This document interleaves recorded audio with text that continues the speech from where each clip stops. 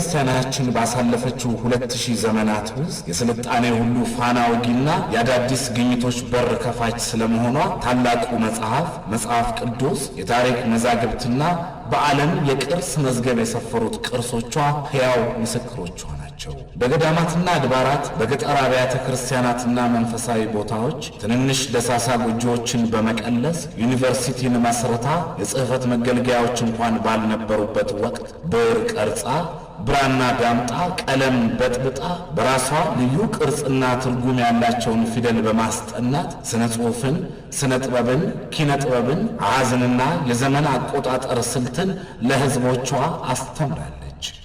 የትምህርት ሚኒስትር ባልነበረበት በዚያን ወቅት የትምህርት ሚኒስቴር ሆና ሕዝቧን በማገልገል የኢትዮጵያን ሕዝብ በአፍሪካ ክፍለ ዓለም የራሱ የሆነ ፊደል ያለው የቋንቋ ባለቤት ያደረገች፣ ኢትዮጵያንም በዓለም ፊደል ካላቸው አህጉር በእኩልነት ደረጃ ያስቀመጠች ጥንታዊት ቤተክርስቲያን ናት።